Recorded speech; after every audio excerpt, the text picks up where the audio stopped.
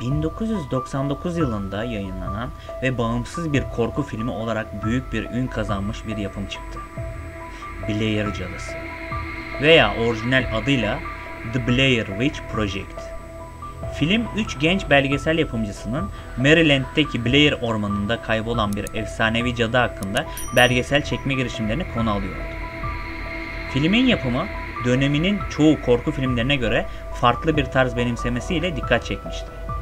Yönetmenler Daniel Myrick ve Eduardo Sanchez filmi gerçekmiş gibi göstermek için oyuncuları gerçek mekanlarda kaydettiler ve genellikle el kamerasıyla çekim yaparak doğal bir atmosfer oluşturdular. Bu yaklaşım izleyiciler arasında filmi gerçek bir belgesel gibi algılamalarına ve daha etkileyici bulmalarına neden oldu. Film belgesel tarzıyla ve gerçekçi görüntüleriyle dikkat çekmişti. Aynı zamanda minimal bütçesine rağmen büyük bir gişe başarısı elde etmişti. İzleyiciler gerilimli atmosferi, sürükleyici kurgusu ve son derece doğal ve gerçekçi performanslar nedeniyle filmi etkileyici bulmuşlardı. Ayrıca sonunun belirsizliği ve açık uçlu olması da tartışma yaratmış ve izleyicilerin kendi yorumlarını yapmalarına olanak tanımıştı. Blair Cadısı korku filmi türünde bir dönüm noktası olarak kabul edilir ve found footage yani buluntu görüntüleri tarzındaki filmlerin popülaritesini arttırmıştır. İmprovizasyon ve doğaçlama. Film büyük ölçüde senaryo doğaçlamasına dayanıyor. Yönetmenler oyunculara genel bir hikaye çizdiler ancak çoğu diyalog ve olaylar doğaçlama yoluyla gelişti. Bu oyuncuların doğal ve gerçekçi tepkiler vermesine olanak sağladı. Filmdeki olayların gerçek olup olmadığı uzun bir süre tartışma konusu oldu. Yönetmenler filmi gerçek bir belgeselmiş gibi pazarladılar ve internetin yükselen popülaritesi sayesinde bu gerçeklik yanılsaması birçok kişiyi etkiledi. Oyuncular medyada filmin gerçek olduğu izlenimi yaratmak için bazı röportajlarda karakterlerini canlandırdılar. Film internetin yükseliş döneminde viral pazarlama stratejileriyle tanıtıldı. Web siteleri belgesel karakterlerin geçmişi hakkında bilgi içeriyordu ve film gerçekmiş gibi sunuldu. Bu filmin etkileyici ve gerçekçi olduğu algısını pekiştirdi. Film yaklaşık 60 bin dolarlık bir bütçeyle yapıldı ancak düşük bütçesine rağmen büyük bir gişe başarısı elde etti ve yatırımın çok üzerinde bir kazanç sağladı. Blair Cadısı, found footage tarzındaki korku filmlerinin popülerliğini arttırdı ve bu tarzda birçok taklit film ve benzer tarzdaki yapımın yolunu açtı. Ayrıca korku sinemasının modern klasikleri arasında kabul edildi ve kültürel olarak önemli bir yer edindi. Filmin alternatif son sahneleri vardı ve farklı sürümlerde bu sahneler farklılık gösteriyordu. Ancak orijinal film sonunda açık uçlu bir son tercih edildi ve bu da izleyicilerin kendi yorumlarını yapmasına ve olayların ne olduğuna dair spekülasyonlara yol açtı. Blair Cadısı korku sinemasında bir dönüm noktası olmuş ve sadece film yapımı teknikleriyle değil aynı zamanda pazarlama stratejileriyle de endüstriye etkisi olan önemli bir yapıt olarak kabul edildi.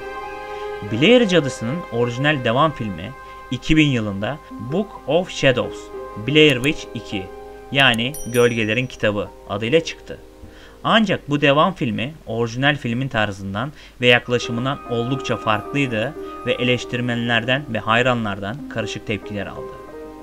Book of Shadows, Blair Witch 2 doğrudan orijinal filmi devam ettirmek yerine ilk filmdeki olayları gerçek bir olayla ilintili olduğunu iddia eden bir grup insanın etrafında dönüyordu.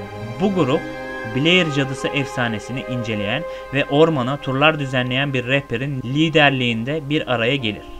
Ancak gerçeklik ve zihinsel sağlık arasındaki sınırların belirsizleştiği olaylar yaşanmaya başlar.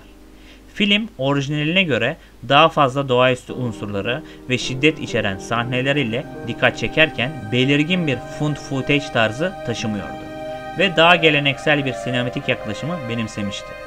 Book of Shadows, Blair Witch 2 eleştirmenler tarafından orijinal filmle karşılaştırıldığında genellikle hayal kırıklığı yaratmıştı. Orijinal filmin minimal ve gerçekçi tonundan oldukça uzaktı ve genellikle orijinalin başarısına gölge düşürdüğü düşünüldü. Blair Cadısı serisinin devamı olarak 2016'da bir yeniden başlatma niteliğinde yeni bir film Blair Witch adıyla çıktı. Bu film orijinal filme daha yakın bir tarz benimseyerek found footage öğelerini tekrar ön plana çıkardı. Ancak bu filmde eleştirmenler arasında karışık tepkiler aldı ve orijinalin etkisini yakalayamadığı düşünüldü. Genel olarak Blair Cadısı'nın devam filmleri orijinal filmin başarısı ve etkisini tekrarlamakta zorlandı ve eleştirmenlerden ve hayranlardan çeşitli tepkiler aldı. Orijinal filmdeki atmosfer ve yaklaşımı yeniden yakalamak devam filmleri için zorlu bir görev olmuş gibi görünüyordu. Yıllar geçti ve 2019 yılında Bloober Team tarafından geliştirilen ve yayınlanan Blair Witch oyunu karşımıza çıktı. Oyun, film serisine ve Blair Cadısı efsanesine dayalı olarak korku ve gerilim unsurlarını kullanıyordu. Bu oyun, serinin korku ve gizem dolu dünyasını genişletmek için tasarlanmıştı ve oyunculara film serisinin atmosferini, heyecanını yeniden deneyimleme fırsatı sunuyordu. Blair Witch oyununun olayları filmdeki olaylardan birkaç yıl sonra 1996 yılında geçmekteydi ve eski bir polis memuru olan Alice'ın hikayesine odaklanmaktadır. Alice, ormanda kaybolan genç bir çocuğu bulma görevini üstlenir ve bu görev için kendi köpeği Bullet ile birlikte Maryland'deki Blair ormanına gider. Alice çocuğun izini sürerken kendi içsel savaşları ve geçmişiyle ilgili karanlık sırlarıyla yüzleşmeye başlar. Ormanda ilerlerken Alice ve Bullet, Blair Cadısı efsanesinin etkilerini ve doğaüstü güçlerini deneyimler. Oyuncular ormanda dolaşırken, karşılarına çıkan bulmacaları çözerek ilerlerken, zamanla gerçeklikle zihinsel sağlık arasındaki sınırlar bulanıklaşır ve olaylar gittikçe karmaşık bir hal alır. Oyun, oyuncuların seçimlerinin ve davranışlarının hikayeyi etkileyebileceği bir yapıya sahiptir. Alice'ın çevresindeki olayları keşfederken, oyuncuların kararları, oyunun sonunu ve çeşitli olayların gelişimini etkileyebilir. Blair Cadısı efsanesinin etkileriyle dolu olan bu ormanda oyuncular gerilim dolu anlar yaşarlar ve hem fiziksel hem de psikolojik zorluklarla karşılaşırlar. Oyun, atmosferi, korku unsurları ve bulmacalarıyla oyuncuları Blair Cadısı efsanesinin içine çeker ve gerilim dolu bir deneyim sunar. Filmdeki olaylar 1994 yılında gerçekleşmiştir. Orijinal filmde 3 belgesel yapımcısı Maryland'deki Blair ormanına giderler ve ormanda kayboluyorlardı. Blair Witch oyununda ise 1996 yılında bu olaylardan bir süre sonra Alice ormanda kaybolan bir çocuğu aramak için ormana gidiyor ve kendi yolculuğunu yaşıyordu. Oyun filmdeki olaylardan sonraki zaman dilimine geçtiği için film serisinin olay örgüsünü genişletirken filmdeki karakterlerle doğrudan bir bağlantı kurmuyor. Bunun yerine oyunun kendi benzersiz hikayesini ve karakterlerini sunuyor.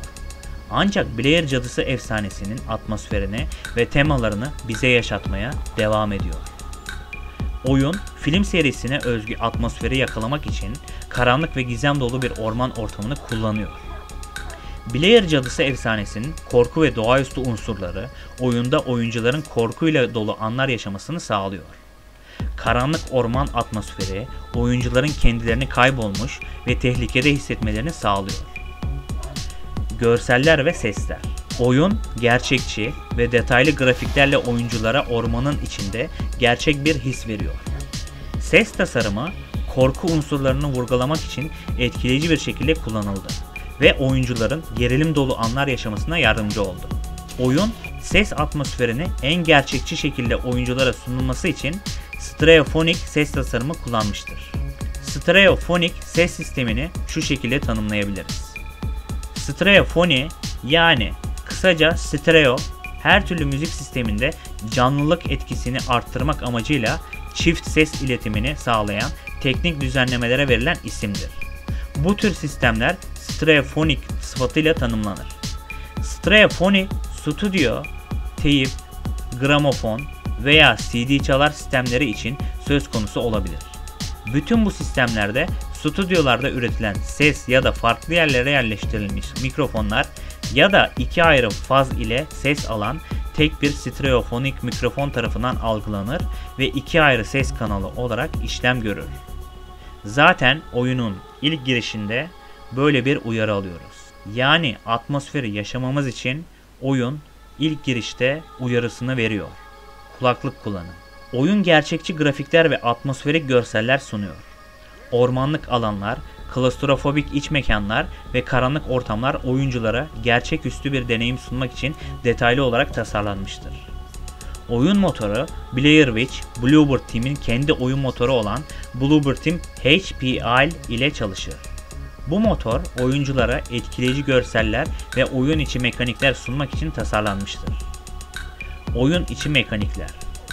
Oyun, oyuncuların ormanlık bir alanda kaybolmuş bir karakteri kontrol etmesine dayanır.